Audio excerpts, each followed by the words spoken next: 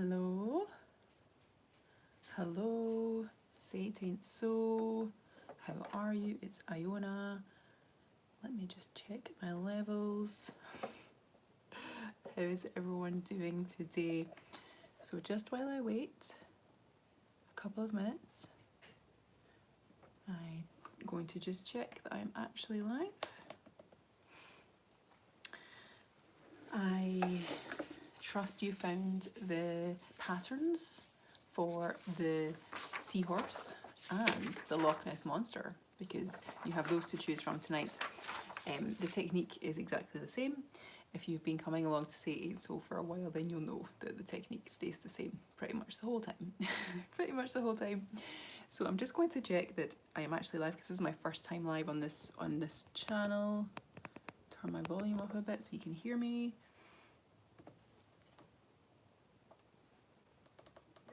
Yes, I'm here. Awesome. Okay, so I've got my tablet, I've got my iPad with the chat on it. So if you have joined the live just now, then please comment in the chat box. And if you are watching the replay, say hi, say hello. It's been quite a few years. It's been almost 3 years since Say It Ain't So. Yeah, I'm going to talk about that and my impulse to be back as we catch up and so yeah. Grab your materials and your supplies. So you're going to need the patterns, your scissors, your pins.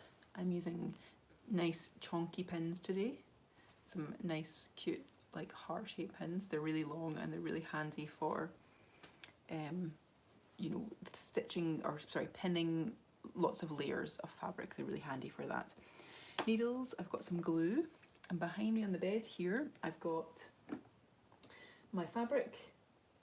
I've also got a selection, a wide selection of scissors, because I worked in fashion, so I have many accoutrements for sewing. Some fabric scissors, and I've got some snips as well, but you just need one pair of scissors as long as they can cut fabric.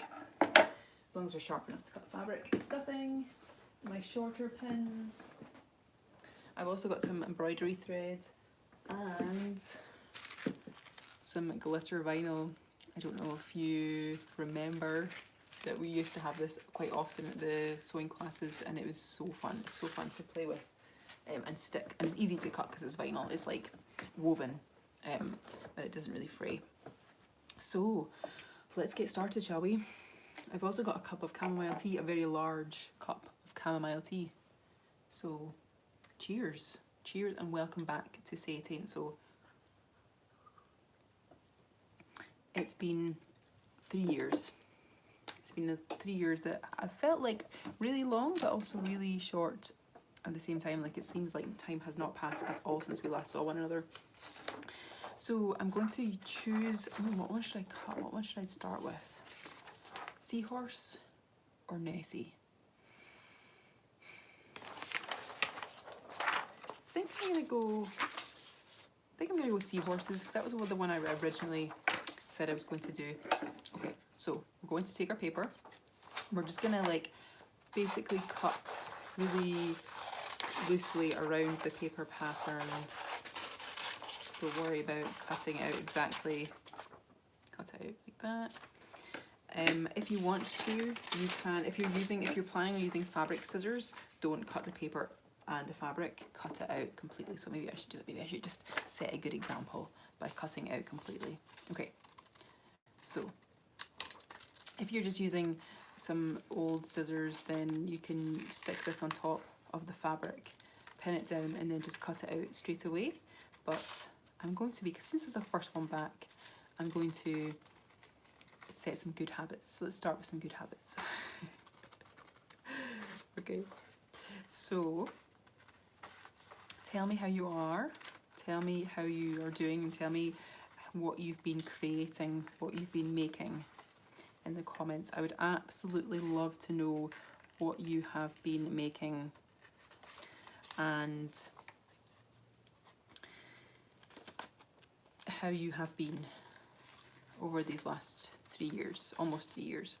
So our last class for Brewdog was 2018, but then I did some classes with various community groups and charities and things in 2019.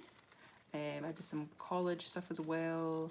So I didn't really stop until 2019, but most of you I probably didn't see, I haven't seen since 2018, because that was when we had our last classes in the bars, unless anyone is here from the community groups as well.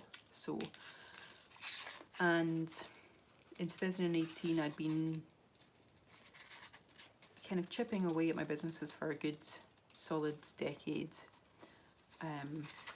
After I graduated in 2007 at uni. I studied business and fashion at uni, and I just decided in 2018 that I was knackered. I'd been having one too many dates with Captain Burnout, and Captain Burnout is, well, you know, it's burnout, it's exhausting, it's chronic fatigue. It's when your body says, I can't take anymore, I can't push anymore. Because of course we come from a paradigm of, or we're taught in school, a paradigm of hard work and effort equals success. And I have learned otherwise since then, in the past 2 years. Okay, so you should have your seahorse all cut out. And if you can see on the pattern, where I'm trying to get the, reduce the lightness. So if you can see, it says cut times 2. It says cut times 2 on the pattern. Am I even holding it the right way? Cut times 2 on the pattern. So we're going to take our fabric. On the pattern here, we've got instructions. So if you're wanting to keep the pattern, keep the instructions, and you can refer back to the instructions. If I'm going too fast, or if you want to, you know, make more in your spare time, then obviously keep the instructions. And I've also added a how-to onto this for blanket stitch and how to sew on a sequin, because we're going to sew on sequins for eyes. But I can't find my sequins, so I'm just going to use glitter vinyl for the eyes, or maybe some embroidery thread. I might do like a rope knot. Is that a rope knot? Oh my gosh. Okay, so yeah, hold on to that as well. I'm going to set these to one side. I'll set the Loch Ness Monster pattern to one side as well. I'm going to go for purple for my seahorse. I'm going to make a lilac seahorse. Probably not very festive. Maybe I'll go with green. Ooh, I could do purple and then little green details on it later. Okay. Right. So you've got your felt, and usually I buy my felt in A4 pieces from Amazon, and I'm going to create on the Google Drive for Say It Ain't So, I'm going to create a file where you will be able to see all the things that I ordered and used while teaching Say It Ain't So, so that you can see what I was using in order if you want to. But of course, if you want to use recycled fabric or whatever you have lying around the house, that's totally fine as well. If you have like old clothes or sheets or anything like that, you can use that. I really love using felt because it's easy to cut, it's easy to sew, it doesn't fray, and it feels nice, it's soft, and yeah, it's just really fun fabric to use. You can get it some in really cool colours as well. So this is like a kind of minty green. So as you can see, I've got quite a large piece. I've got a ½ metre piece. So I'm going to be economical with my fabric, and I'm going to fold it over like that, and I'm going to get my pattern, and I'm going to place it in the top like corner of my fabric, but I'm also going to be aware of like all the extra space I've got, like wasted space. I don't want to use too much. See how there's lots of space around the seahorse, so I'm going to just move it in slightly, and then there we can see once I pin that down, I'm going to be able to cut quite easily and then not waste as much fabric as well, which is good. Okay, so, and of course, if you're new to Say It Ain't So, we are targeted and aimed at beginner sewing. And even the people who have been with us since the early days in 2010, their consistent practice hand sewing has allowed them to allowed them to continue and start to do machine sewing, because once you have hand sewing down, it's really easy to, well, it's easier to start to machine sew, to grab the concept of pattern drafting, pattern cutting, and pattern, you know, cutting out the fabric, which is basically what we're doing. We're just doing it in a smaller scale. So I've started to pin on my starfish pattern, and again folded it over because we're cutting out two, and when we fold over the fabric and pin it down, it means we can save time, right? Because I love a shortcut. I don't know about you, but I love a shortcut. Queen of shortcuts, queen of like effortlessness, right, and ease. So when you first get started with sewing, you'll probably be confused because you won't know how to put a pin in, and that is something that I am very aware of. Okay, so when you're pinning down, what you want to do is you want to put the pin in the paper, and let's put it down here instead. Put the pin through the fabric and the paper so it's coming out the back, okay?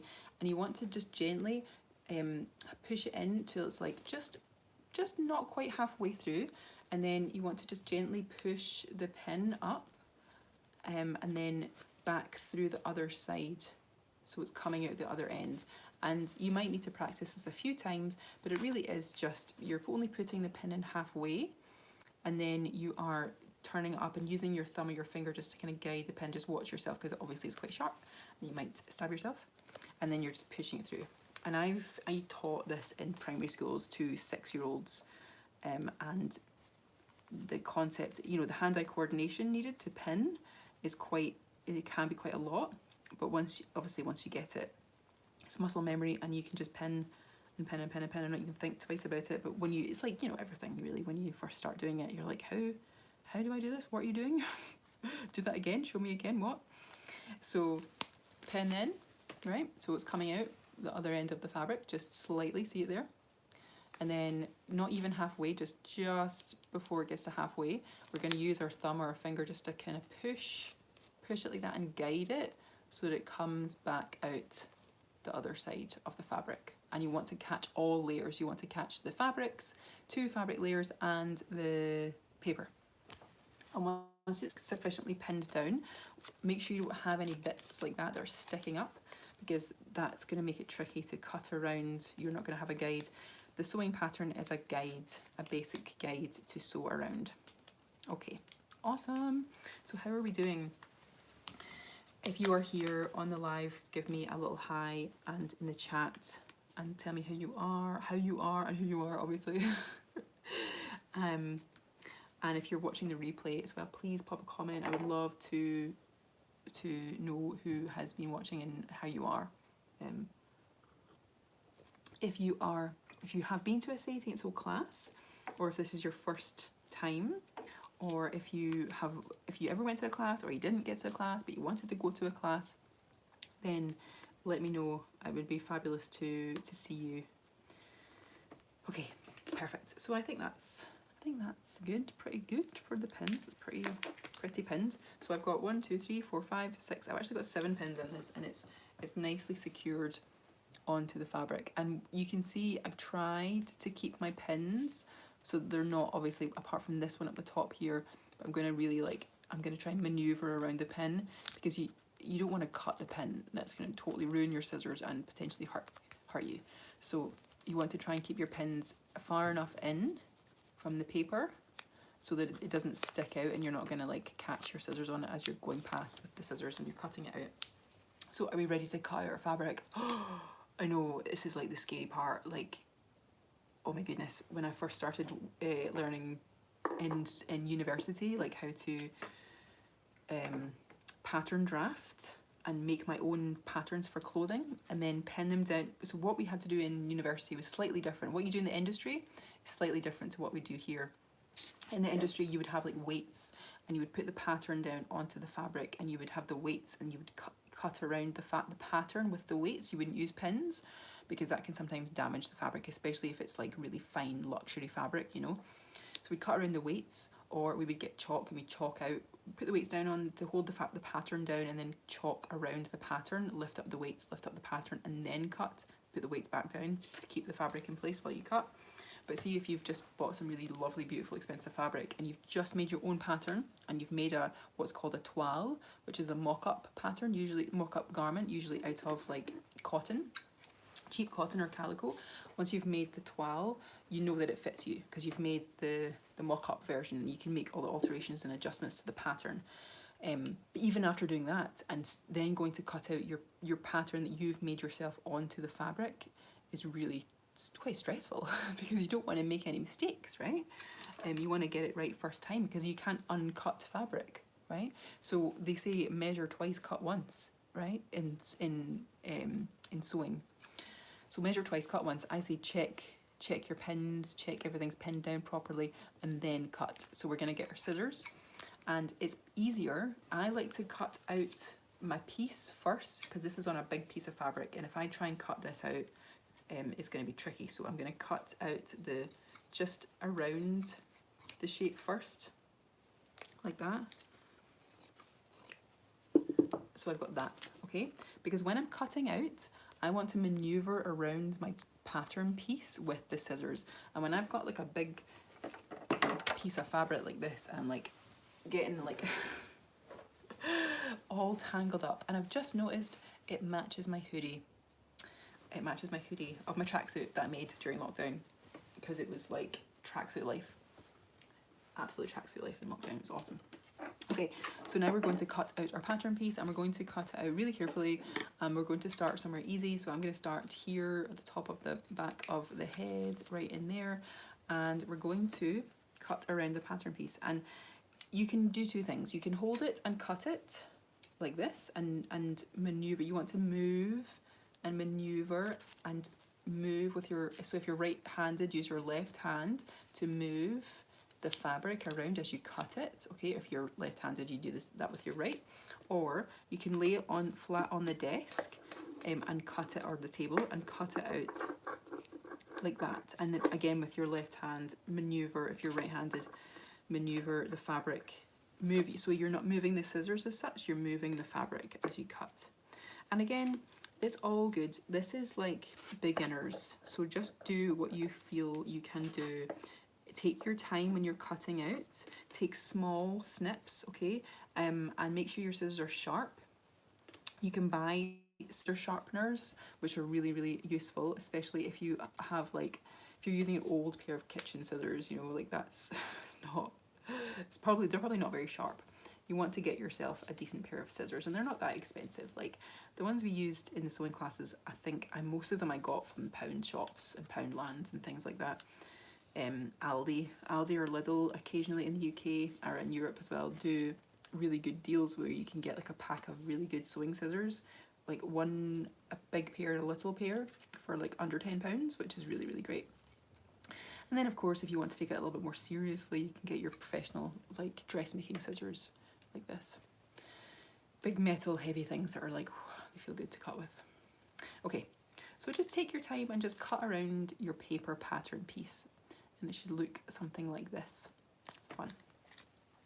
So I quit Say and Sew. I quit. I took a major step back from a lot of things in 2019. January 2019, I was knackered, I was exhausted, I was doing so many things, doing a lot of things, and I decided to take some time out. I had this intuitive impulse to stop and take some time out, and I have to say that it was the best decision I ever made. Really listening to that impulse, that intuition to stop and slow down. Because first of all, it was really good for my health, my physical, emotional, and mental health.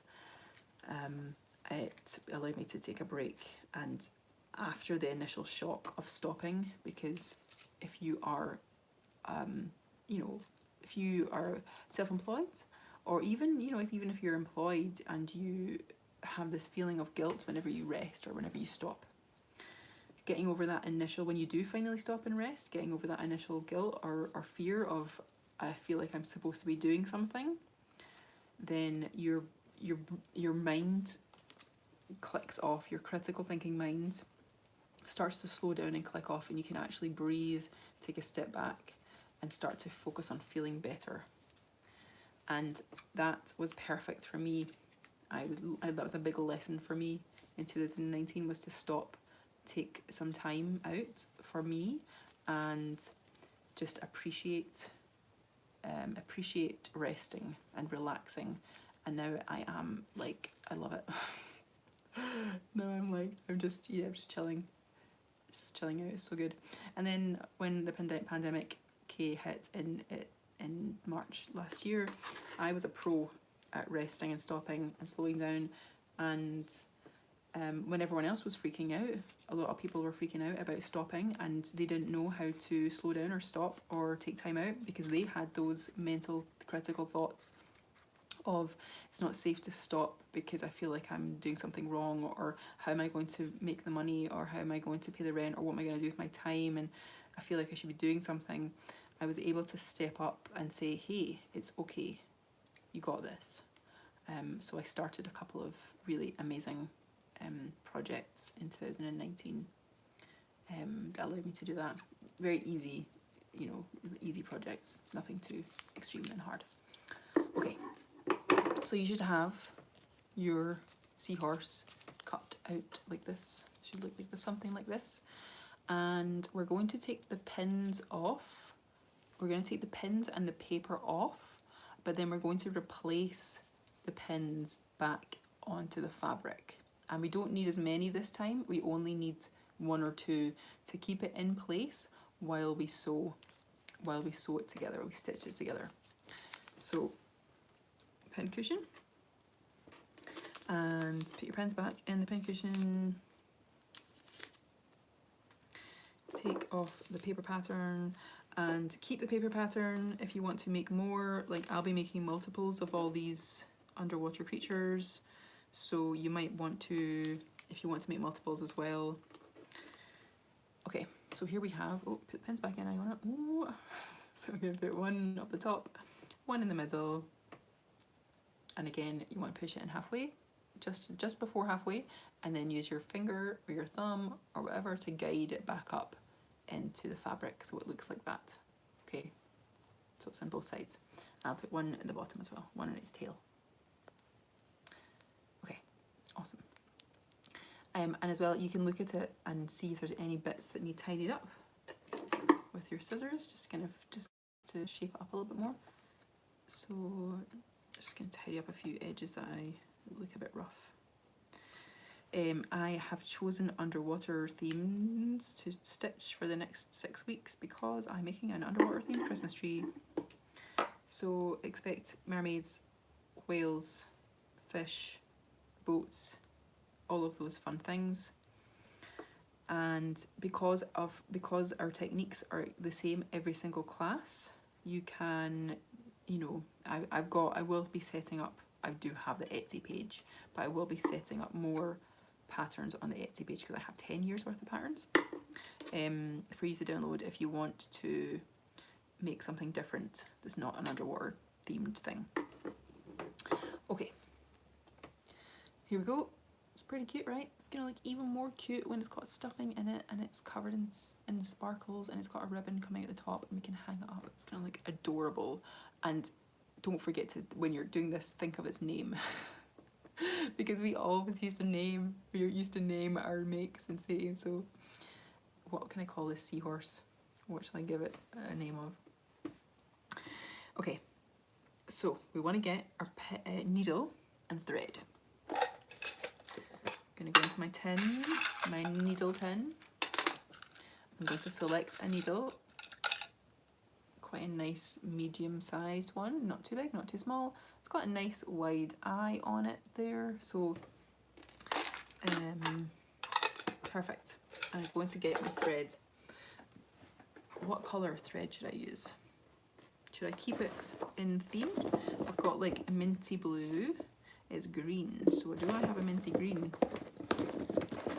Don't think I do. Oh no. I've got dark green, I've got white, I've got like khaki green, forest green, I've got emerald. Ooh, turquoise might look cute. You can do contrasting thread, contrasting stitches. Or if you're just beginning, I recommend choosing the colour of thread that closely matches your fabric, because then your stitches aren't as noticeable if you're not as confident with your stitches yet. Okay, so I've got my choice of 2 colours here. So we've got this beautiful turquoisey teal colour. That looks pretty darn cute.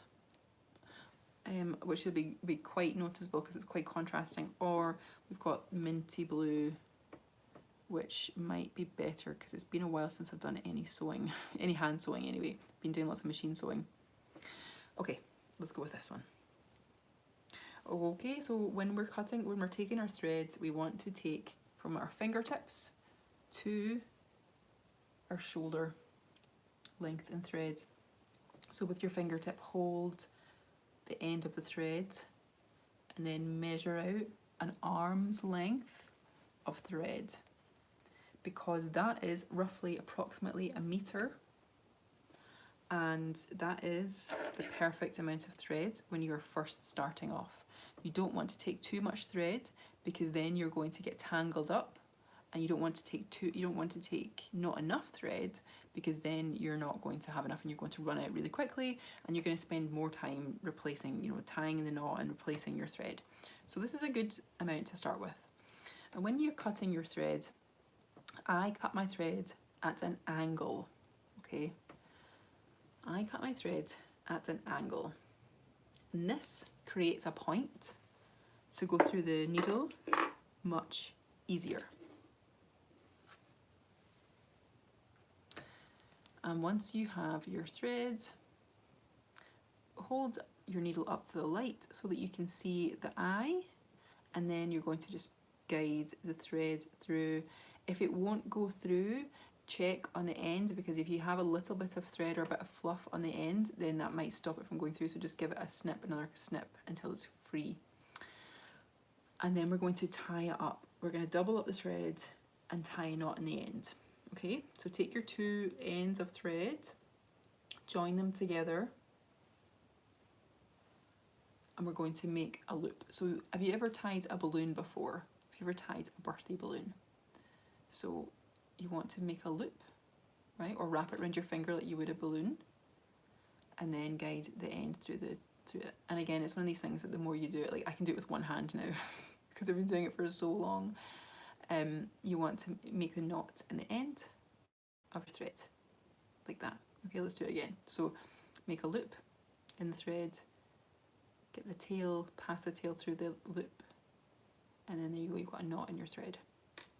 And we're doing this because we're hand sewing, and this is like a top stitch, okay? If we were using a machine, if we were just tacking or basting, which are dressmaking terms, we would usually just use one single strand of thread, and that allows you to unpick, take the thread out once you have finished machine sewing. But because we're hand sewing, we're going to use stronger line of thread which is doubled up, and we're going to put a knot in the end, and that stops the thread from flying out when we're sewing. Okay, now we're going to start. Now it gets exciting. Now we're going to do the actual sewing part. Where shall we start from? I'm going to start from, I like to start from the flattest part of my pattern pieces, because it makes it easier once I've stuffed to then stitch up, okay? The flattest part, I mean this bit, the tail's pretty flat, but I think,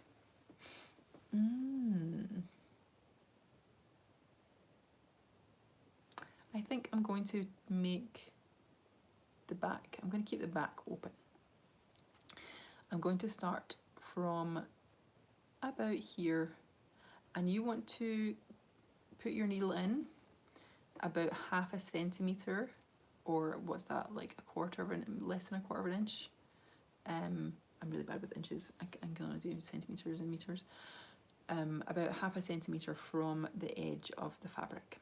Put your needle in till it comes all the way out, and then about 1 millimetre, let's go 2-3 millimeters, right, back through the other side.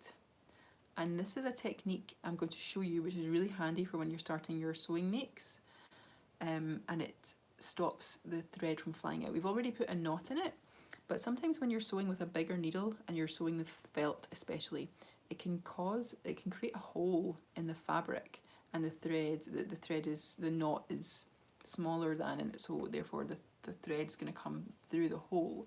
So what I like to do is leave a tail and pull the thread, and then go back through your end, your tail, so you can split your tail in two just before the knot.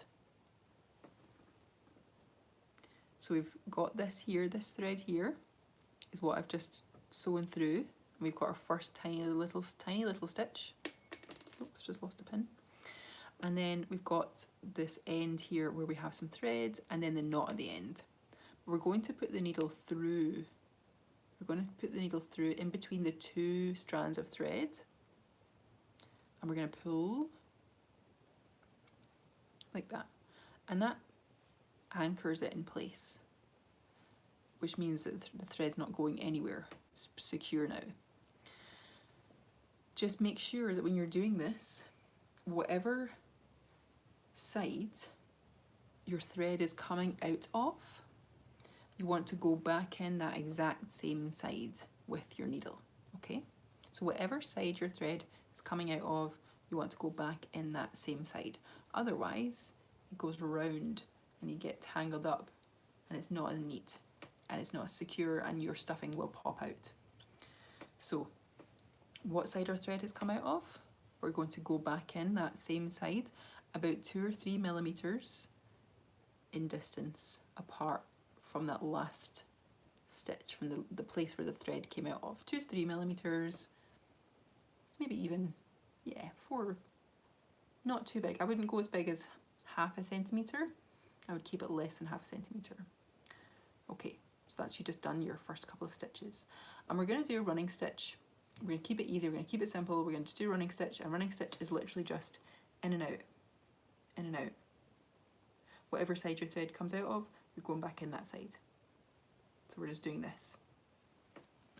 And something that a trick that I learned, a shortcut, hack, whatever you want to call it, that I learned many, many years ago when I was a child actually, because I was like sewing and I was like, kind of bored now, like, and I wasn't old enough to go in the machine yet. And I was like, I'm sure there's a way that I can do this faster. So what I did was, right, and if this is too confusing for you, then just ignore it. But it's quite a good way. So you put your needle in, right, and you put the tip of the needle in, and then you push it back out, and then you put it back in.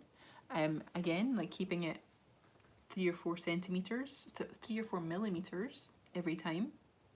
So you put the needle in 3 or 4 centimeters in, and then make sure it goes through both layers, back out 3 or 4 millimeters, like that. It's gonna focus, focused, yeah. And then 3 or 4 millimeters along the needle, back in.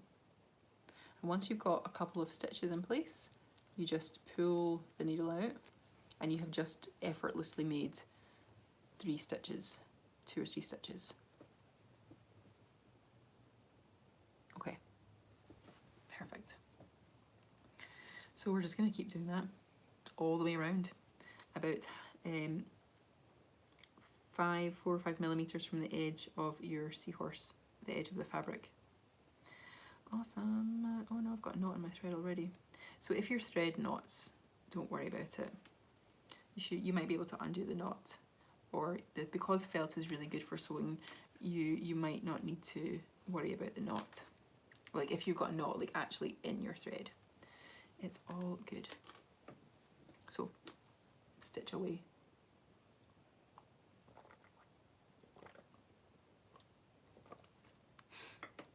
And while we're stitching around it, we can think about what we're going to decorate it with, how we want it to look.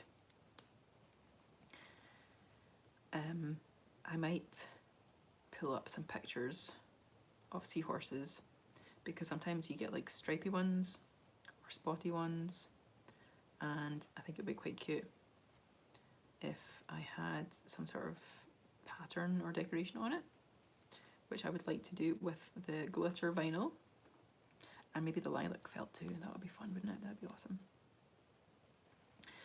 So I say so a lot. Yeah, I have been thinking a lot recently about things that I love to do, and I love to sew. I always have loved to sew. Sewing is therapy. And do you know why sewing is therapy? Because it makes you feel good. Sewing makes you feel good. You don't need I mean, obviously we're sewing in front of a screen right now, but you can just sit and relax and don't have to worry about anything, and it's a really good opportunity for you to switch off your brain, switch off it's meditative, you know, you can really just relax with it, and it helps your blood pressure to drop, it helps your heart rate to drop, unless you stab yourself with the pins and needles. But the more you practice this, the more it gets easier, and the less you are going to get yourself with a pin or a needle. And obviously just always be aware. Be aware of where your hands are. And the more you practice, the better it gets, the easier it gets, just like everything, right? It's just consistency. Consistency is key. Consistency equals confidence. The more you do something, the more you get confident about it. And don't worry, if your stitches are big, don't worry about it. We want to make them as small as we can, as small as possible, because when our stitches are big, then it doesn't really keep the fabric together, and we're going to put stuffing inside this guy. So we want it to be as secure as possible so that the stuffing doesn't like burst out of his sides, you know, so his guts don't fall out. Amazing. And it's Halloween this weekend. I'm really excited about Halloween. I love Halloween.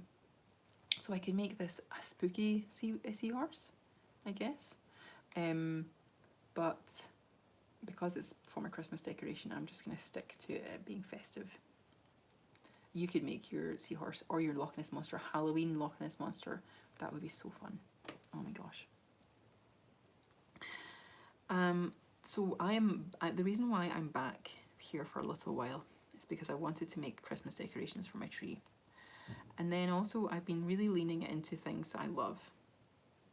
One of the new thoughts or philosophies that I've learned over the past 2 years, or it's certainly a year, I think I've known it for longer, is follow your excitement. Follow what makes you happy and what makes you feel good.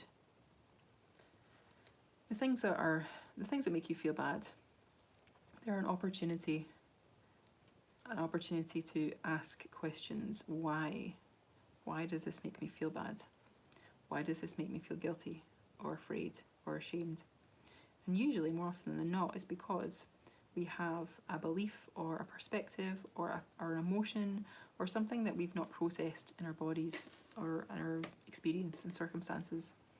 Maybe something that's happened in the past, and our subconscious mind is just trying to keep us safe by telling us that we can't, you know, or that we're not good enough, or that we're no good. And I'm here to tell you that is BS, nonsense, because who gets to decide who's good enough and who's not, right? Really, seriously.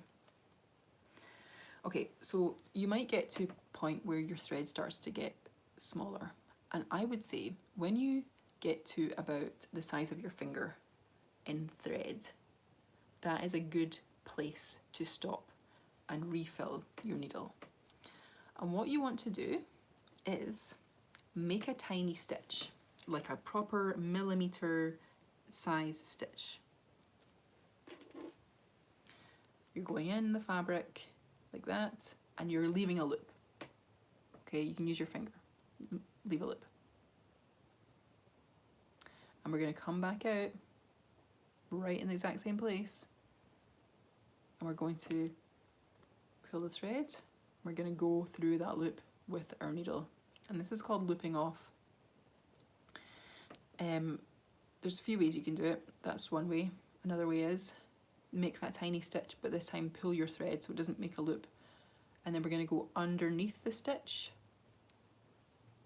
with the needle, like underneath it, We're not going to go through the fabric, we're just going to go under the stitch, under the thread, and then we're going to pull the thread, but we're going to leave a loop, and then we're going to go through the loop with our needles.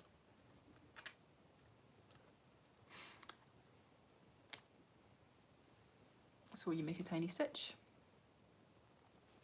you go underneath that stitch, you make a tiny loop, you put the needle through the loop, and you pull.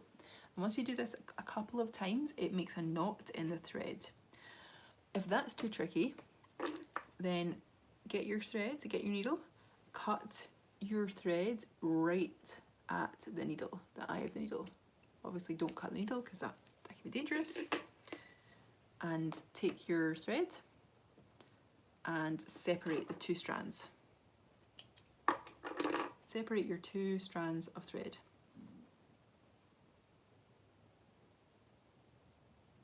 Oh, I think you can hear my stomach rumbling there too. Okay, so you got your two strands of thread here, okay? We're gonna really carefully, we're going to make a double knot, right? And this can be fiddly, but just take your time. If those other two techniques are too confusing for you, or you didn't, you know, I'm going too fast, then try this. Try separating your two strands of thread and then just tying a double knot. You might need to set it down. I need to set it down to do this, to see what I'm doing. I can't do it whilst holding it up. You're just tying a knot in it, tying a double knot. And then once you've done that, you can just snip the excess thread away from the knots. And that's it, you're good to go. You're good to fill up your needle again with an arm's length of thread, double it up, tie a knot on the end, and then start from where you left off.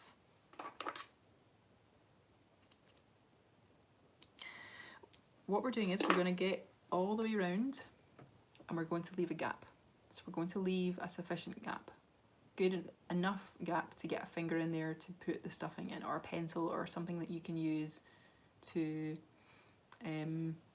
stuff with. Okay.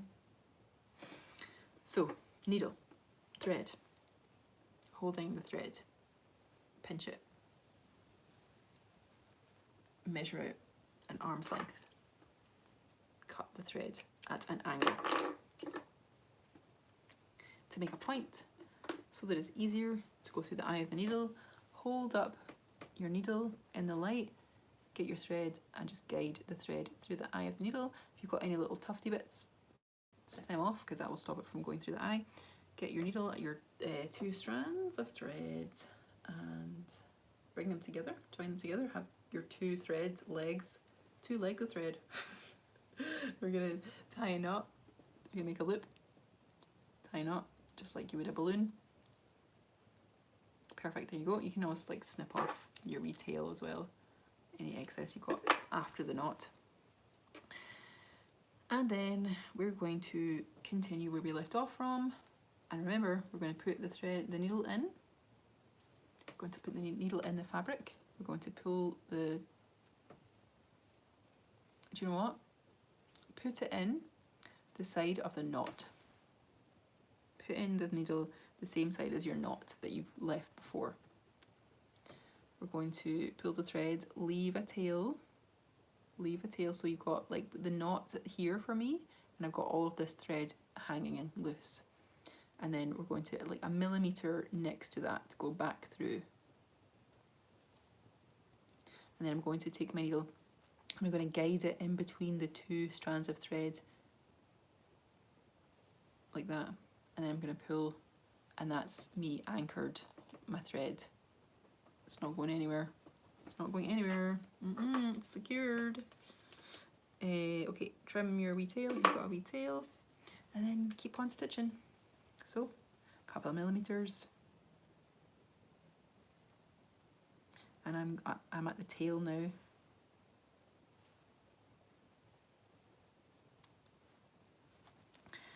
And this past year I've done so much sewing, so much SEW much sewing, machine sewing mostly, like just making clothes, and during lockdown I made like loads of tracksuits.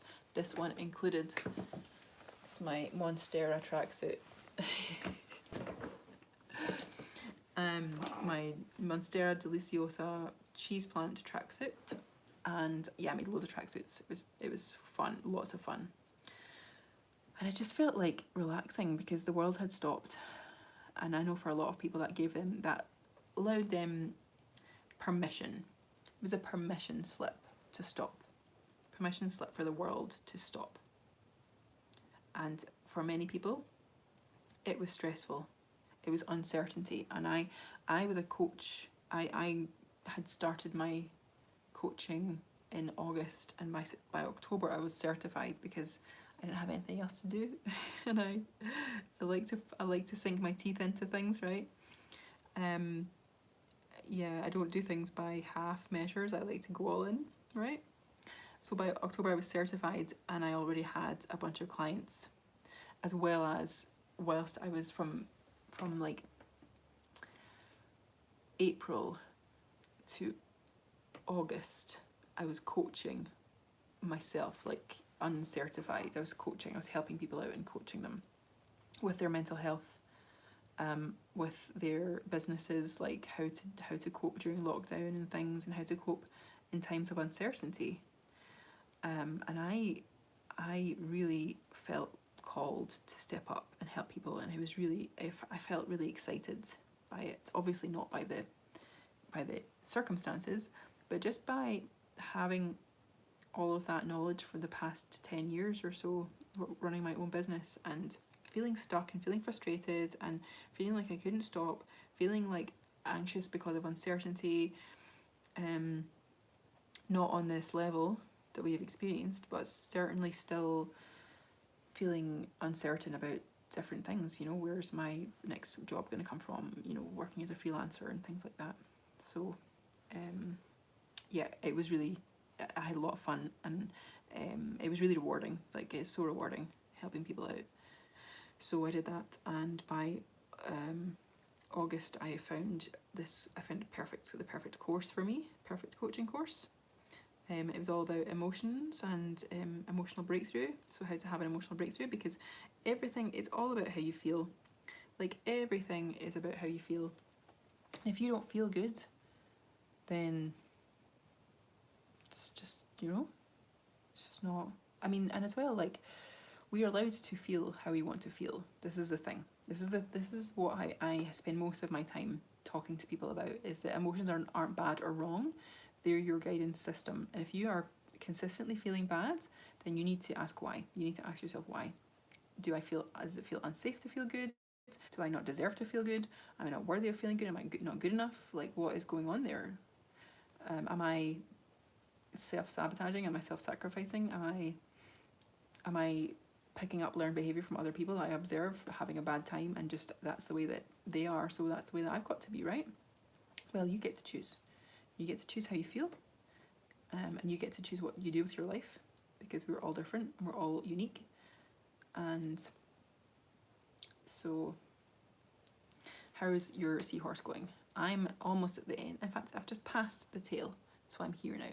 So I'm going to keep going. I'm going to keep going around until I get to the gap that I'm going to leave. This is in there. And that's going to allow me to get to the head, okay, to stuff it, and then get to a wee bit of the tail. I'm not going to be able to stuff the whole tail because that's too small of a gap to get anything in there. So I'll probably only stuff it about here. Way back in the start of saying, so maybe even like 2011 or 12, we did a class, and it was all about chameleons. We were making chameleons, and they were so cute, and we put elastic in their tails, and they were so adorable. I'll see if I can find pictures of them. They were so cute. I'll post them on the Instagram page. They were adorable. They were so cute. Make them little springy tails, because you know how chameleons have got like they use their tails to like wrap around trees and branches and things. They use their tails to hold on. So cute. Oh my god, it's adorable.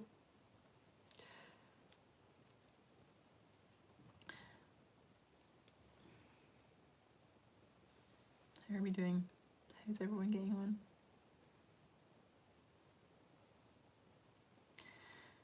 And this year, 2021, has been a super powerful year as well. Now that the world is kind of starting to get back into normality, it's given everyone a really big opportunity to look at their circumstances in their lives and be like, actually, did I need to work that hard? Can I allow myself time out? And I know that money is the main reason why people work so hard. But I'll tell you something. There's people out there who work 80 hours a week and earn the same amount of money as people who work 15 hours a week or more. People who earn more money than those who work. So it's not about how hard you work. It's really not about how hard you work. It's about your perspective. So if you have a perspective that I have to struggle and sacrifice and effort and work really hard, which is what I did, I had that perspective, and it was not serving me because I was consistently burning out all the time. It was not fun. Would not recommend it. But we do because we're taught from a young age. We're taught in school, we're taught in uni and college that we have to bust our BAWS to get ahead. Well, times are changing and we're moving into, or we're relearning that it can be easier, and you deserve to take time out. You deserve to take time out and relax and be creative. We're born creators. Creativity isn't something that you learn. Creativity is something that you are born with, and depending on your tastes, depending on what you like, and depending on your environment, I feel like the way that you are treated in school, the way that your parents talk to you about your creativity, or your family members, your friends talk to you or engage with your creativity really matters and really will completely shape how you view your skills and your creativity. And if you have a teacher or someone who tells you that your work's not good enough, or that it's rubbish, or that you're no good, then you're going to have that perspective growing up, and you're going to convince yourself that you're not creative when you were born creative. So I'm going to just fill up my needle again with more thread, and I'm almost done. Oh my goodness. I think I'm actually going to stop there now, stop my stitching, and I'm going to add the stuffing. I'm just going to load up my needle again for when it comes to closing the gap.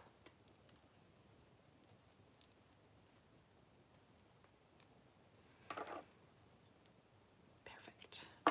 Okay, so when we were in lockdown, Tyler and I decided to order HelloFresh. And HelloFresh comes with like packaging, recycled wadding as packaging, which is perfect, so perfect for your makes.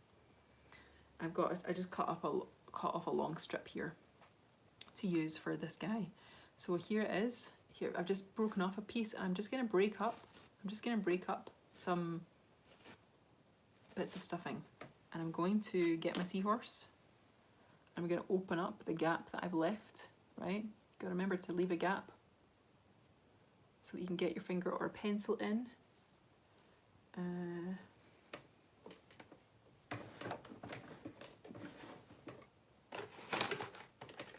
So I've got my pen.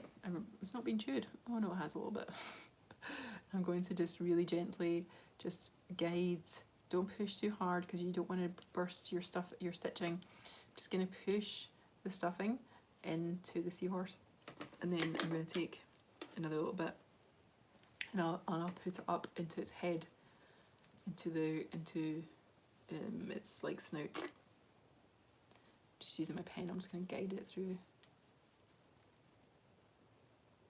Just take your time with this as well, because you can very easily, if you're using a pen or a pencil, or scissors are really bad actually, don't use scissors for pushing in your stuffing, because you can totally go through your stitching and then your stitching will break and it's gutting because you have to re-go back and redo it.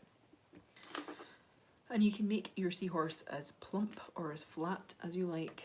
You can stuff it as thick as you like, make him a chubby, chonky seahorse, beautifully chonker, a very happy, lovely, gorgeous, beautiful guy, or you can make him a slender man, wherever you prefer. Wherever you prefer, because it's all good and it's your seahorse, so it is your beautiful creation, so you get to decide how you want it to look. So we're going to just plop it in more stuffing. I'm going to make mine a chunky boy. Make mine a chunker. It's going to look so cute. Oh my god. So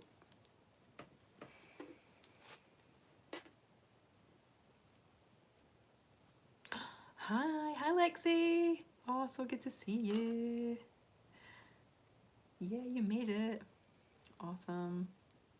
Okay, so this is how my guy's looking so far. He's looking pretty cute. I think I'm going to try and get some more stuffing a little bit further down here in the tail. So I might pull it out actually. I'm going to pull out what I've put down there, and I'm going to just break it up and make it into smaller bits and try and guide the stuffing further down into this tail, into the tail. And something as well that I want to just be very clear of, and just make it like my message for this live, is that we've had an absolute whirlwind of a year or two, right? Many of us have had some stuff going on, and I just want to say that we're here, we made it, and take yourself off the hook, right? You have my permission. You don't need my permission, but if you need it, it is here. I'm telling you, take yourself off the hook and give yourself a break. Okay, give yourself a break. Allow yourself to have the time to relax and create and get back to feeling good, right? And if you can't do that, then ask yourself the question, why does it feel unsafe to do that? And that's a perfect opportunity for you to do some work, whether that be like journaling about it or going to seek a coach or therapist or someone who's going to help you out, because their help is so much available now. Like ever since, like it's always been there, but I think during lockdown as well, we really were forced to look at our mental, emotional and physical health a lot more, and therapy and coaching and things like that. That's why I decided to do it. Like I thought about doing traditional therapy, like you know, psychology and things like that, but I felt it was quite restrictive and restricting, so I wanted to do something a little bit more empowering and freeing. Lexi, that's what I did yesterday. I banded the housework and just made a seahorse. Yay, you made one yesterday. Oh my gosh, can you send me can you put a picture of it on your Instagram page or the Facebook and tag Say It Ain't So in it, and I'll reshare it if you are cool with that. I would love to see it. What did you name it? Did you give it a name? I'm trying to think what I'm going to call this guy. What should we call this guy? He's green, he's cute. I'm going to put some lilac on him, and possibly I've got some glitter vinyl as well that I'm going to glue on him.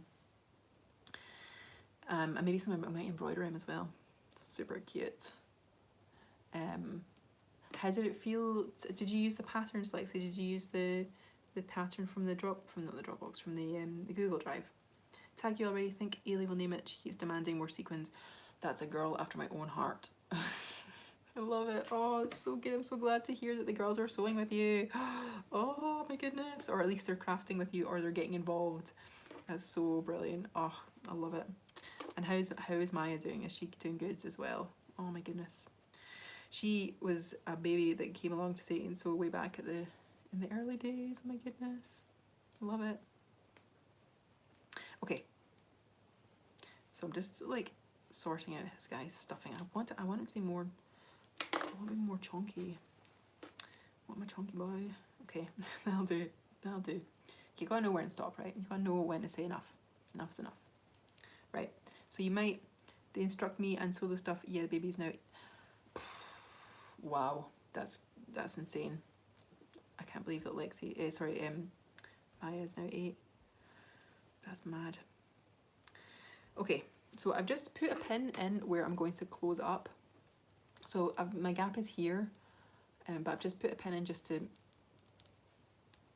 hold the gap closed. I'm going to put another one in just for the sake of this. So got a nice closed gap now. I'm going to take my already pre-threaded needle and I'm going to start stitching up the gap. And again, I'm going to put my needle in the side of the knot side, and I'm going to pull it through, but not all the way. I'm going to leave a little tail, and then I'm going to put it past the needle back through the side that the thread came out of, and I'm going to pull it, and I'm going to go through in between the 2 strands of thread. I'm going to go in between the 2, you can see there perfectly, like, I'm going to go in between the 2 strands, and I'm going to pull it, and it anchors it in place. That ain't going nowhere now. So, and then we're going to just continue on stitching up the gap. And then we can have the fun, we can play, we can get decorating. And if you want to, if you're doing this at home and you want to add ribbon on to your make, you can do that whilst you're stitching it up. You can get ribbon and tie a knot, double up your ribbon. Let's see if I can show you. For example, I've got this Ziploc bag full of ribbons and decorations,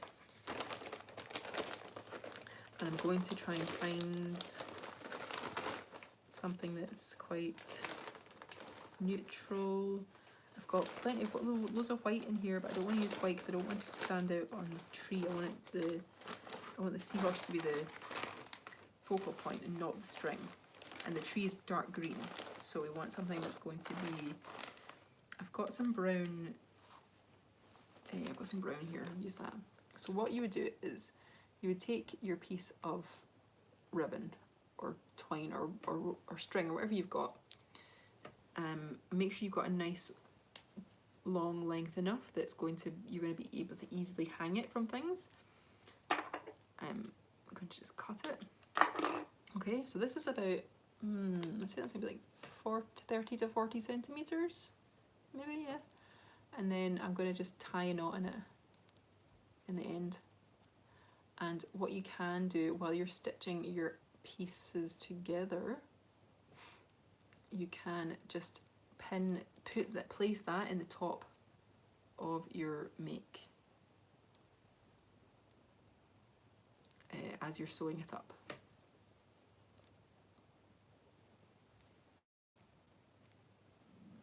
Okay, so I've got my knot like that, and then I place that inside whilst I'm sewing it, and then the knot is hidden, and you can stitch over it. Make sure you stitch over it a couple of times just to make sure it's secure, and then you're good to hang on the tree. So next time, or wherever you want to put it, so next time I think we'll do that. I must remember to do that next time while we're sewing it up. But I think I'm going to get better. I might get some dark green ribbon for next time, for Tuesday, when we're doing this on Instagram and Facebook on Tuesday. That's what we'll do. And we're going to just stick to the same patterns as well on Tuesday. I might do Loch Ness Monster on Tuesday, or will I do something different? I think maybe let's do something different because we've done this one. My plan is to do the same make on Instagram and Facebook as I've done on YouTube that same week, just so that, because I want to make two of things so that it's more consistent on my tree. 2 of the same thing but in different colours. I think that's going to look super cute. My tree is going to look amazing. And now I've just finished closing up the gap, and I'm just going to go over this last little bit of its fin, and then we're ready to put on our embellishments. Lexi, did you see I added the Loch Ness Monster pattern in the Dropbox as well, so you've got that to play with too if you want to. Not the Dropbox, sorry, I keep calling it the Dropbox because that's what we used to use for Say and So, but I've switched to using the Google Drive for now just because I think that it's easier for everyone to access because everybody generally has Google or uses Gmail or whatever. Whereas I can't remember how Dropbox works. I'm not sure if you need to be signed up to Dropbox to access a file on Dropbox, or if you can just, you know, see it and print it off, or if you have to actually have an account. Just printed it out, missing tiny bits of its legs, but it's all good. Oh no, is that your printer that did that? Or is that my pattern? Oh, mine seems to be okay. Maybe it's, yeah. Yeah, my legs seem to be okay. Nessie's legs. Oh, it's all good. You can just draw the legs on, or you can use, see the flipper. You can just like copy that shape to the bottom as well. So, say it ain't so. Please tag your makes and put them on the Facebook page or the Instagram page. If you're watching the replay, then comment and say hi and tell me what you're making. Tell me what your seahorse is called.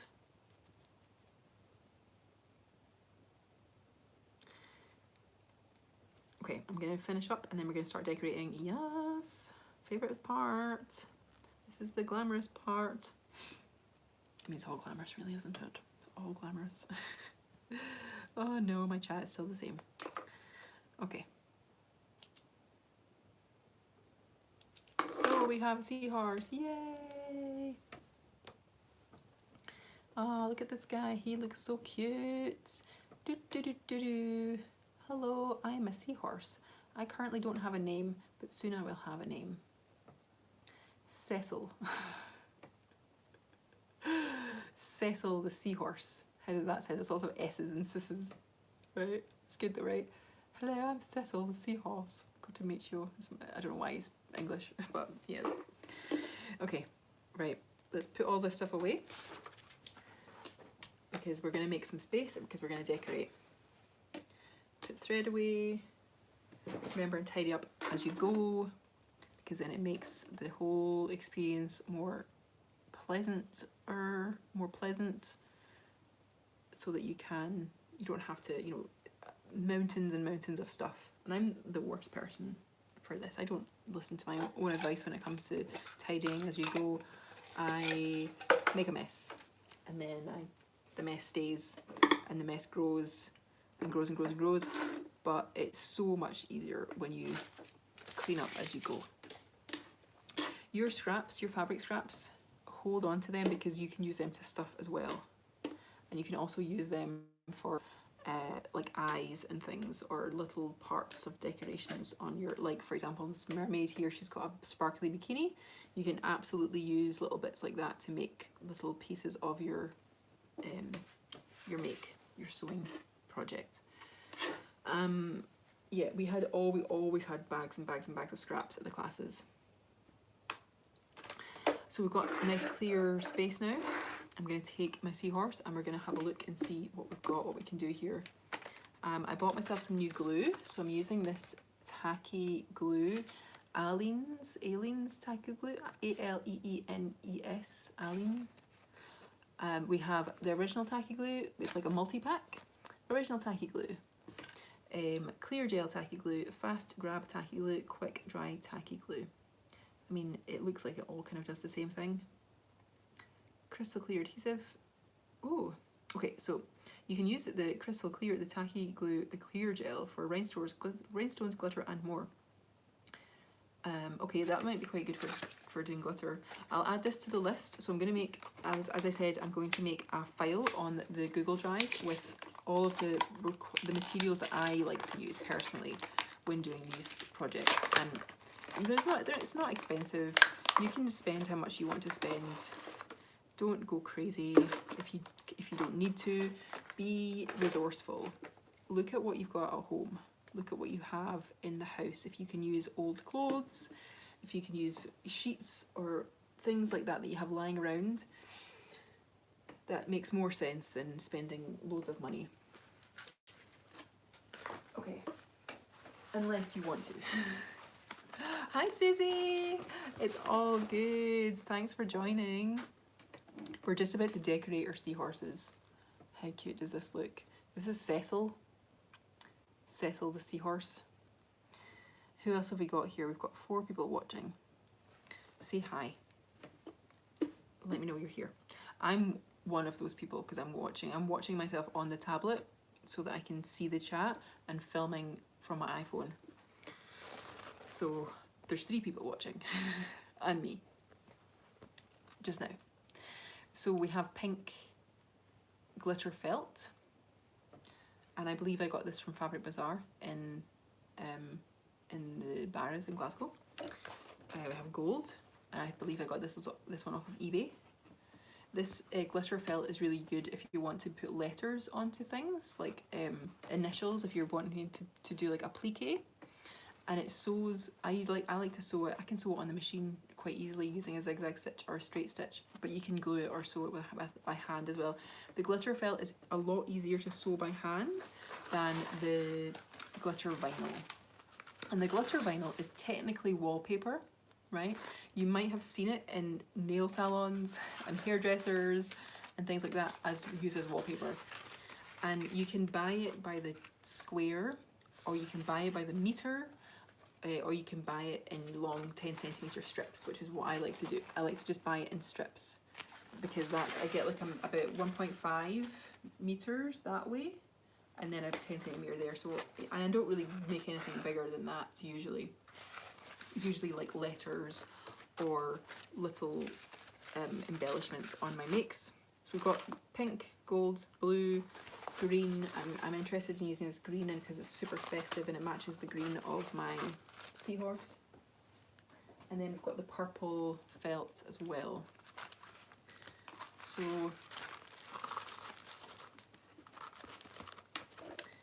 what do you think, Cecil? What do you think, everyone? I'm thinking the green and maybe the gold, because that's like super. Ooh, maybe the green and the blue, because that's like proper underwatery. I also have metallic thread, which is not the easiest to sew with, but it's pretty. It looks pretty. And I store all of my stuff in Ziploc bags because it's just easier to transport when I'm doing shows and things. So I've got copper, blue, silver, red and purple in the metallic thread. Copper is good because I have lots of copper tree decorations, so I might do some details in copper thread if I have the energy. Corribond metallic thread is the best to hand sew with. Oh, that's good to know, Susie. Thank you. I will write that down on my notes right now. I may check that out and have a look at the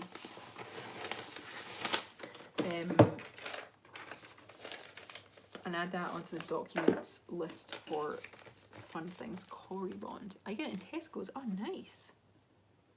That's cool. Is that Tesco's in Edinburgh? Big Tesco's, or like a big Tesco extra. Yeah. Okay, that's really good to know. Corribond metallic thread. That's really interesting. What? That's fun. I've not been in a big Tesco's in ages. We've got an Asda right here in Govan, so that's where I tend to go. I tend to go to Asda, but they don't have anything like that, I don't think, or at least they didn't last time I was in. Okay, so I've got my seahorse, and I'm going to maybe look at some seahorses on Google because I want to get some ideas on embellishment and patterns. Ooh, there's some cute ones here. Okay, so some of them have got like stripes, like little squares going like all the way down, and I think I might do that and just glue. Oh, they're so cute. And just glue them onto. Yeah, okay. So I'm going to cut out little rectangles, and I'm going to just glue the little rectangles like on its body, and then I'm going to do a French knot. I called it a rope knot earlier. I've just remembered it's not called a rope knot, it's called a French knot. So I'm going to make a little French knot for its eye. Let's do that first.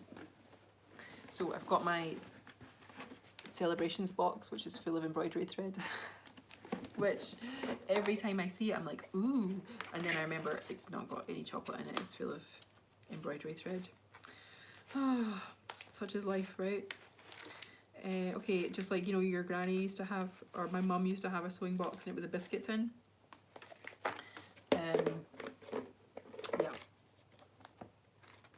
And then every time I looked at the sewing box, I would like to dream of those biscuits and be like, and it was a really, really old tin as well. It's probably like a vintage tin. So I've got black thread and white thread for my eye, and I'm going to take a needle with a thicker eye for the eye, with a wider eye. So, okay, I have to tip my needles out on the table so I can see them.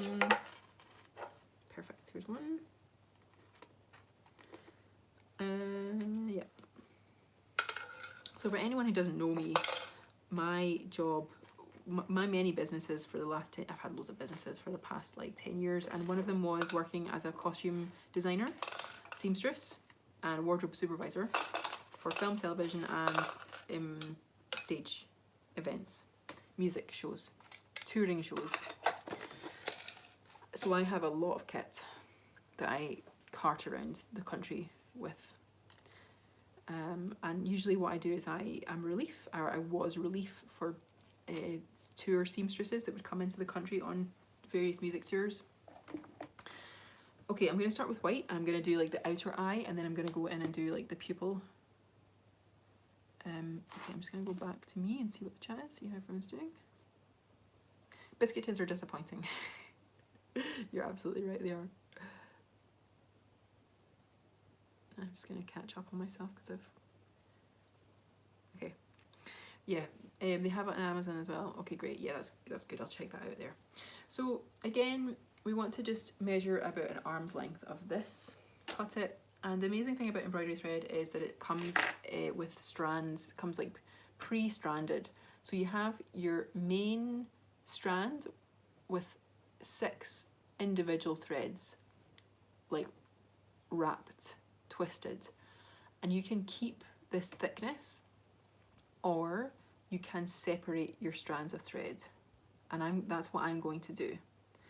I'm going to, do I want to? Yeah. How big's my eye?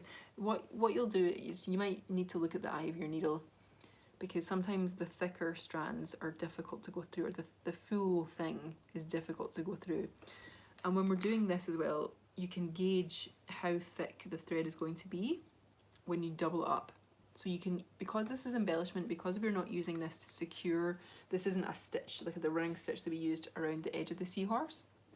Secure, oh no, sorry. To secure it in place, we don't have to double it up. We can just keep a single line of thread or separate it. And I feel like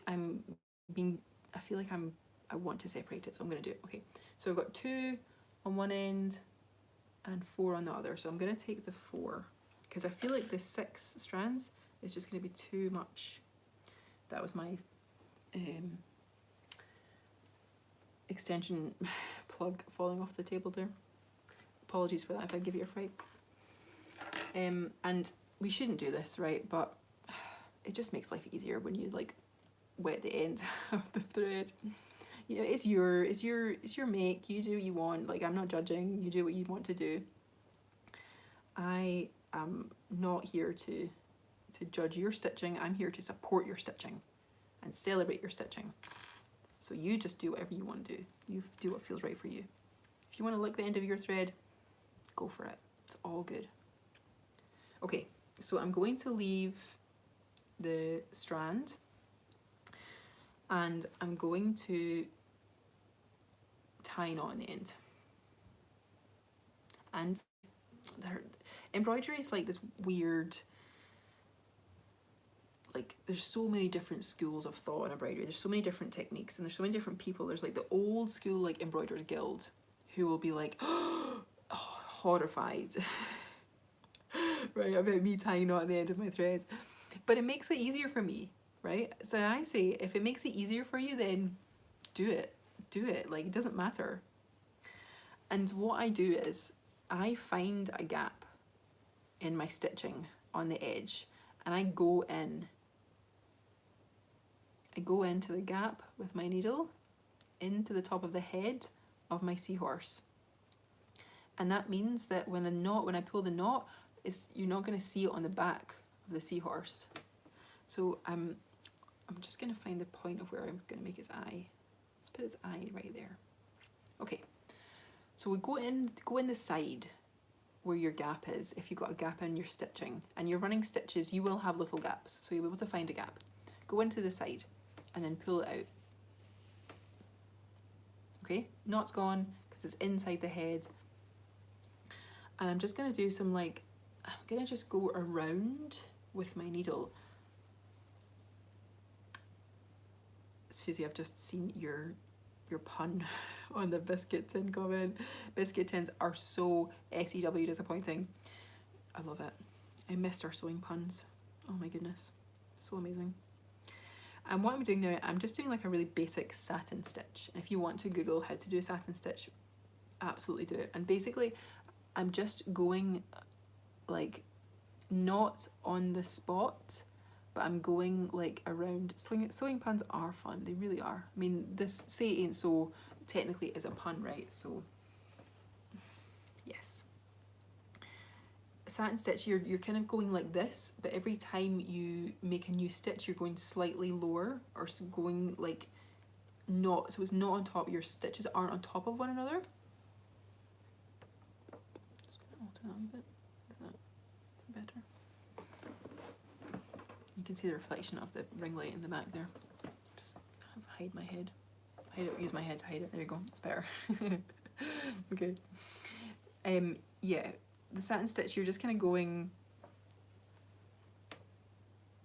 like, I don't know if you can see that, if the light is too bright. That's better. So you're just kind of going around, but you're not going on top. You're going from side to side. And when you feel like you've got enough,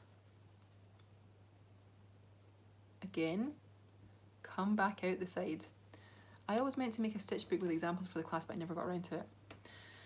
Well, I mean, if you ever felt inspired to, like, I think that you would, but again, Susie, you're a very busy lady, so one day, well, you'll get to do all of the things. Make a file or a list somewhere, and every time, that's what I do. Whenever I get an idea for something, whenever I get inspired to do something, it goes on my list. I never look at the list. But one day I might find the list. I might synchronistically find the list and look at the list and be like, oh, I'll do this. I feel inspired to do this. Okay, so there's the eye. It's got like a little eye. That's very cute. And I've come back out the side, and I'm just going to, because it's not a stitch that's holding anything in place really, I could technically just cut that and it would be fine, but I feel like I want to just secure it. So what I'm going to do is I'm going to do a little bit of wizardry here, a little bit of witchery, sewing witchery, because it's Halloween almost. I'm going to just like go underneath one of the stitches in the top of the head,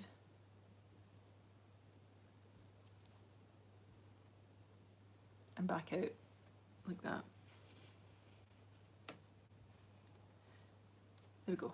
That's fine, and that's enough for me. That just means that gives me a little bit of confidence that the eye's not going to like fall out or fall off the stitching. And if you wanted to, you could do the other side. Because this is a hanging little thing, you could do the other side. I'm going to do that really quickly. And then we're going to do a French knot, and then we're going to cut out our pieces, and then we're going to glue our pieces down, and then we're done. I'm going to I've ordered, in fact, you know what, I was going to say I've ordered ribbons and things, but I think I might use embroidery thread to hang this guy up with. If I've got any like dark green embroidery thread, I might do that, because then it will blend in with the tree, the Christmas tree. Okay, again, come in at the side, I'm just going to do a couple of stitches on the eye, a couple of satin stitches just across, zigzagging across to make it look like he's got like a little eye. And then we're going to do a French knot. Perfect. Oh, Cecil, you're cute. And I have ordered felt. It was meant to arrive today, but it didn't. So for next week, which has got, I'm gonna have more colours to choose from next week. Okay, so we've got on both sides. And then I'm gonna just take my thread off my needle, and then I'm gonna save this because I can use that again. I'm gonna put that with my thread, and then I'm going to take a black, and I'm gonna keep all of the strands on this because it's a French knot. I want it to be a thicker knot, and I'm not going to take as much thread this time because I literally am not going to need much thread for this because it's just a little knot. So that, I would say that's maybe like 40 to 45 centimeters of thread from like my hand to my elbow. I'd say that's what that is. And I'm going to try and get all the thread through the eye of the needle, and I like to squish it with my thumb and my finger to flatten it, to make it flat so that it goes through the eye much easier. There we go, first time. Yes, I've not done this in a while and it went through first time. Amazing. And I'm also not going to tie a knot in the end. Or should I? No, I'm not going to tie a knot in the end. I'm just going to leave it, okay? And French knots, I'm going to come in underneath the satin stitches up into the middle of the eye. Yes, tie a knot. Okay, I'm doing it. Thanks, Susie. I'm doing it. I wasn't gonna tie a knot because I didn't want the eye to be too like bulgy, but yeah, let's do it. I was gonna just like try and hold the thread, but you're right, let's do it. Cool. Okay, come in underneath the come in from the side like before. Well, I was gonna go underneath and just add the knot into the, or do you think I should come in from the side? Yeah, you're right, let's go from the side. Okay. Cool. Okay.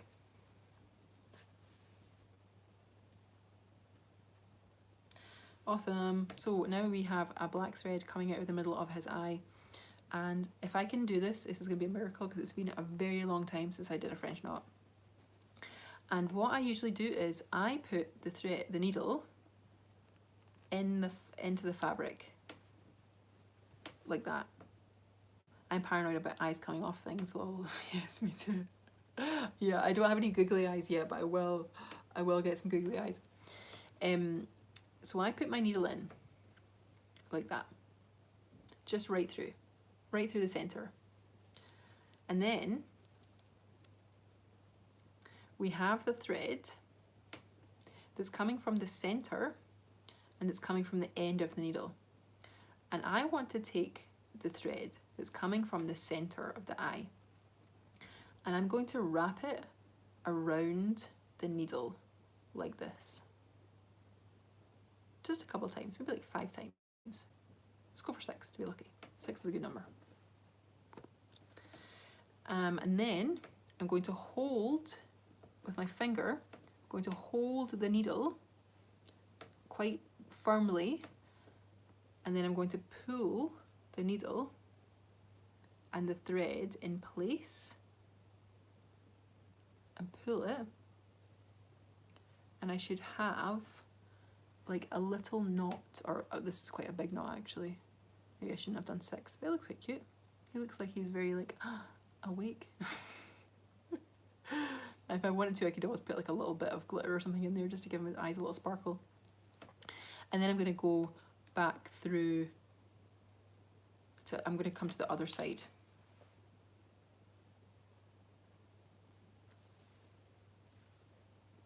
I have glass eyes on mine that I also use for needle felting. Ooh, that's great. That's a great idea, Lexi. Yeah, you do felting. Oh, I love felting. Needle felting, yes. I have many a scar on my hand from needle felting, from the barbed hook. Oh my goodness. Okay, and I'm going to do the exact same on the side. That looks really cute. Look at his little eye.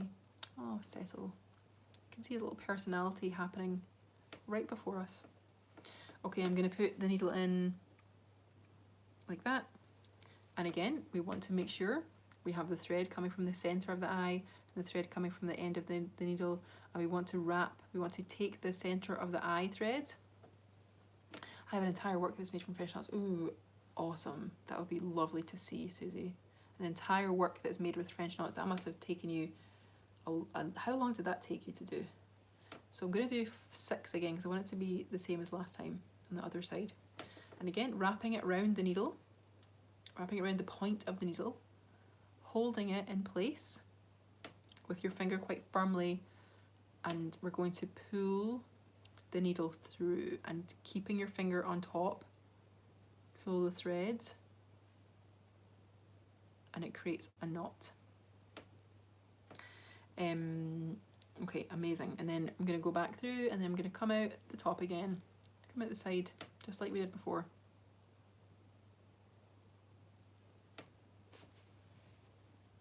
Yay!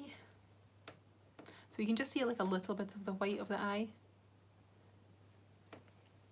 And I'm going to just, I'm just going to cut it because those knots are, no I'm not, I'm going to do a knot.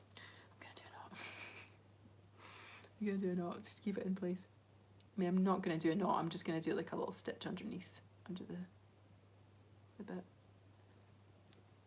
Okay, perfect. I'm going to cut the thread. And I'm going to just, we're going to move the sewing stuff to one side now because now it's time to get the glue out. Now we're going to transition from say it ain't sew to say it ain't glue. Right, we're going to get the glue on the go.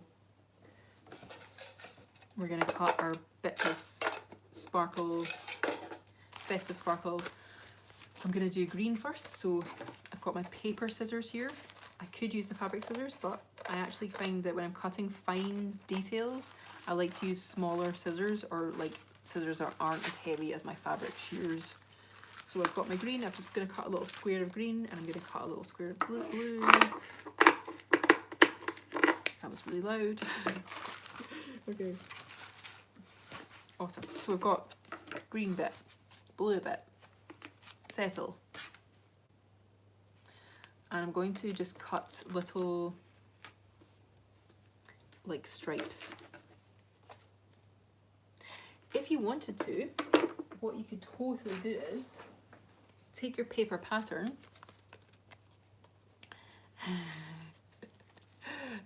Susie says, I always told the Edinburgh folk that glue wasn't allowed by Iona decree, but I did end up putting a wee fabric glue in the kit eventually. Yeah, I mean, the only reason why I didn't let people do glue was because they just wanted to glue the whole thing. They didn't want to do any sewing. So I thought, right, wait till like the very end until people are embellishing and then bring out the glue, you know? So, but yeah. Oh, it's so funny. So you can get your piece, your pattern piece, and a pen. And if you wanted to, you could draw on little bits and use them as like pattern pieces to get like perfect size, and then draw around them on your vinyl. But I'm actually just gonna wing it. You could also as well like draw around the section of your pattern that you want to put the bits on. I actually think I'm gonna do that. So I'm just going to draw around his body piece and his tail, because I want to put some stripes on the tail as well, and that means that I can actually cut out bits that are going to be like the perfect size for him.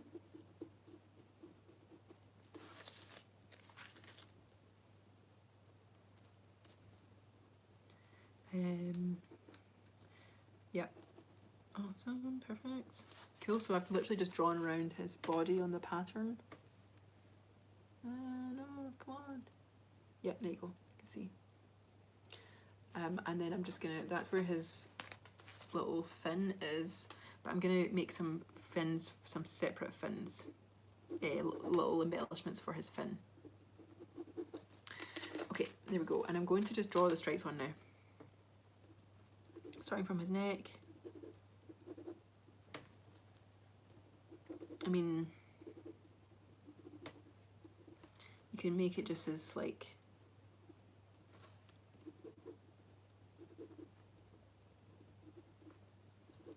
sketchy, just drawing out like the basic lines for it.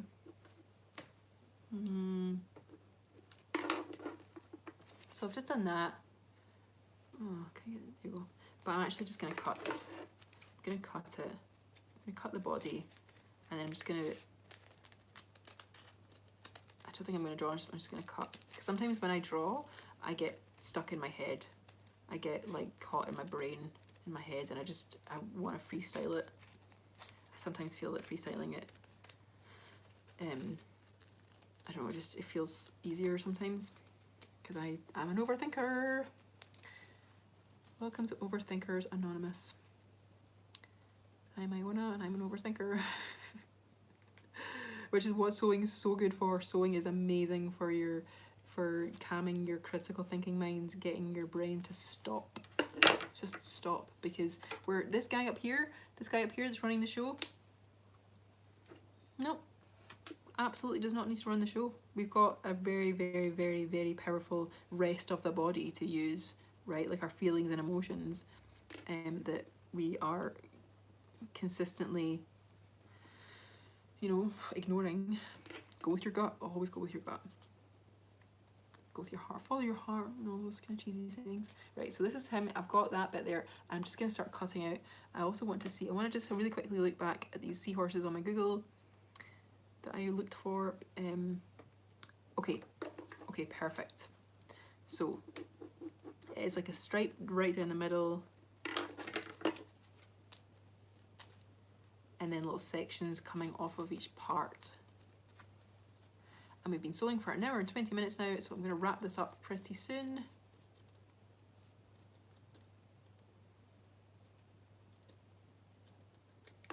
Okay, so that's that part. I'm just going to cut all the little bits out. And I was going to put blue on it, but I actually think I'm just going to stick to the green because the green is cute. And I'm going to start gluing now. As it's open, do I need to do anything? Nope, it's there. It's all good. Okay.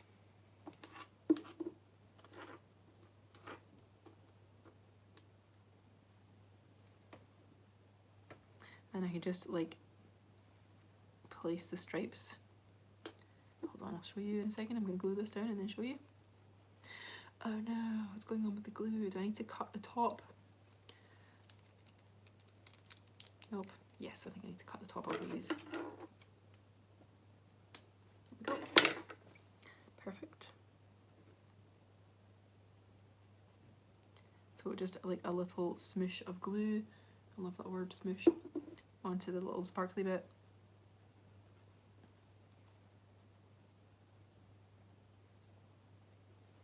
And there's his first stripe.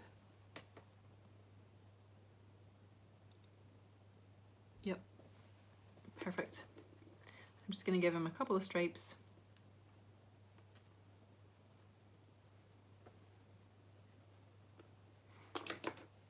And then we can call it a day with Mr. Cecil the Seahorse.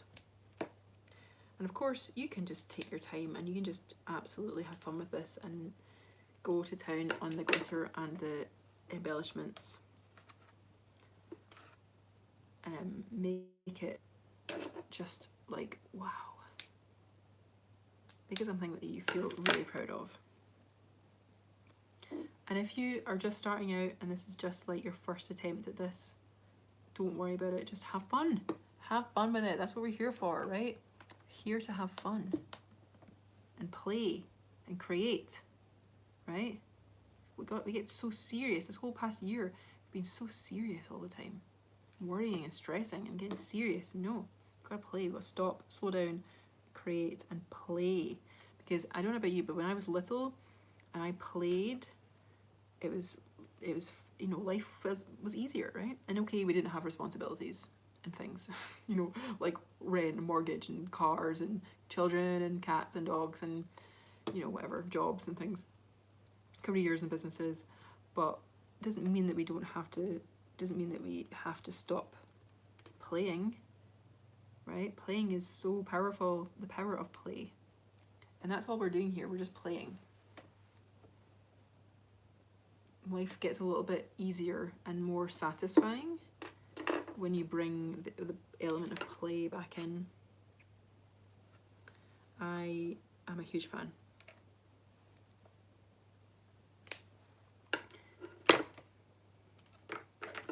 when we watch children, little children, and they've not yet been programmed, their subconscious minds are still fresh, shall we say. They've not been programmed by their surroundings and people and society. They're so much, they're lighter, right? They're lighter and they're free. And it's fascinating to watch. And they don't spend half as much time in their heads. I mean, they probably don't spend as much time in their heads at all. They live in the now, right?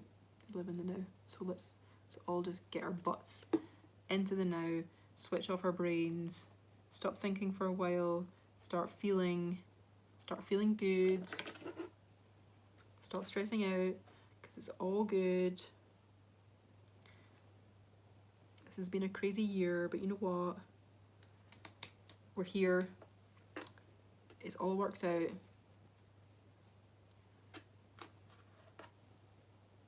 We made it. Take yourself off the hook.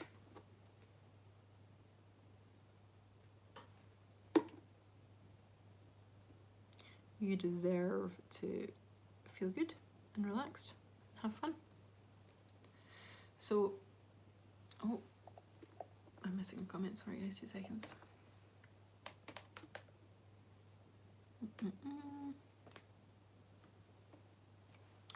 Yep, I'm just gonna keep going. So this is how it's looking so far. It's looking pretty special. Oh, amazing.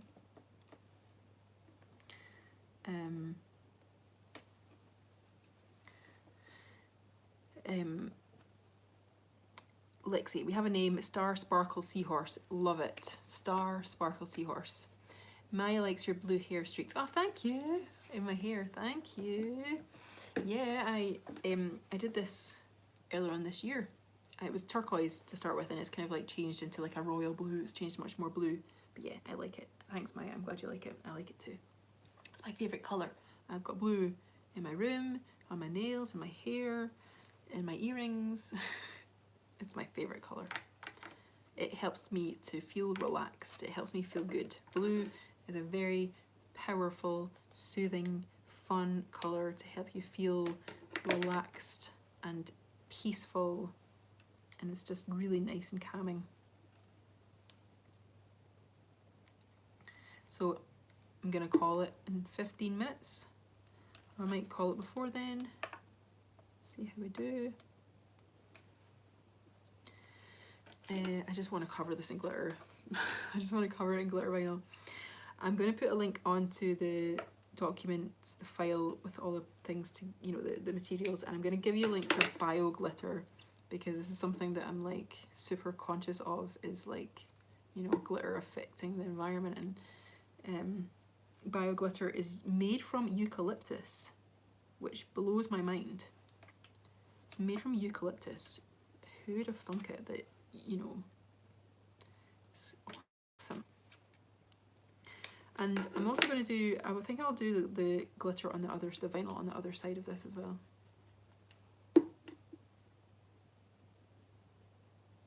And I'm not going to have time to put copper stitching on it, and that's okay.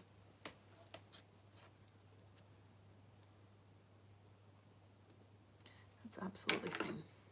Doesn't matter. Gotta know when to stop. Glitter and sequins and sparkles, all good. Ailey says her favourite colour is blue. Yay! Happy Halloween, Ailey! And yes, blue is a beautiful colour. It's a beautiful colour. And I'm sure you are a beautiful girl, so yes, blue is awesome.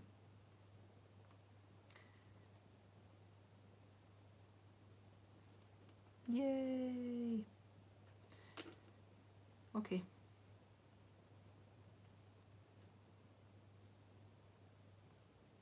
Okay, that's how it's looking. Yeah, it's very stripy. Couple more bits and then we're good.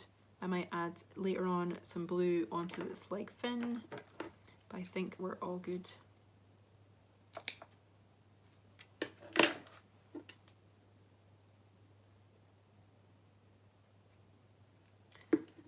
I usually buy high-tack glue, but there wasn't any when I went to pick some up in the shop, in the craft shop. So I just ordered this off Amazon, and it's actually alright. It's pretty much the exact same, or it seems like it is. And I'm also enjoying the fact that there's like the multi-pack comes with like the clear stuff as well. I usually use sometimes for the really for the, like if I'm putting on crystals and things, and appliques and things, when I'm gluing that, I will always use either Bostik all-purpose glue or E6000, which you have to order online because you can't get it in shops here. It's like powerful stuff, and it smells really strong. It is strong. So I usually wear a face mask when I'm dealing with it because it's the fumes are. I don't know if it actually makes a difference, but in my mind it does. So, because yeah, the fumes are very intense for that glue.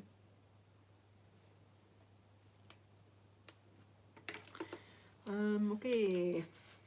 Oh my gosh, this guy is like adorable.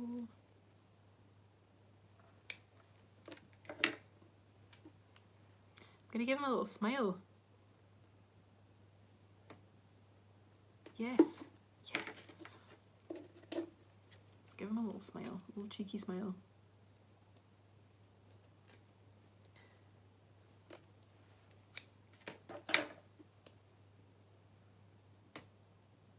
Okay, so remember on Tuesday, we're doing Facebook Live and Instagram Live at the same time.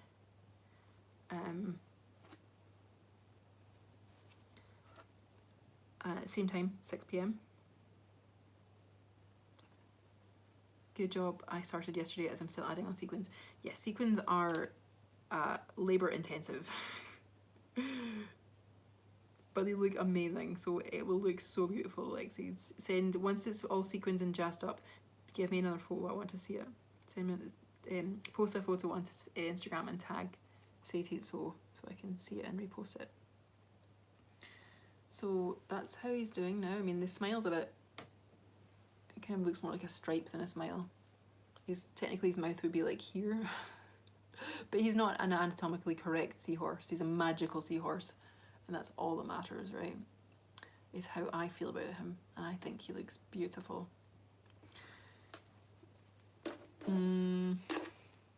Bluefin, really quickly. I'm gonna use my paper pattern. I'm gonna draw around, I'm gonna cut out the fin. And I'm just gonna make sure that it's the right way. Yep. I'm gonna draw around the pattern of the fin, and then I'm going to cut it out and stick it down. And then that's it. So on Tuesday at 6 o'clock, I'll be back, and I'll have my felt by then. So we might make mermaids. Because I promised mermaids tonight, but my felt didn't arrive on time, so I had to I didn't want to make a fully green mermaid. I wanted to have a little bit more selection of colours.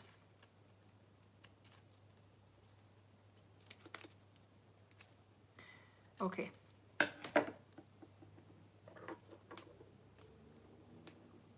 OMG, this is gonna look so cute. I mean, it already does. I keep saying this is going to. It does look cute. It really does. And yeah, let's maybe sew mermaids on Tuesday then. I'll put the mermaid pattern up, and you can sew along with me, or you can just hang out. We can talk about fun things.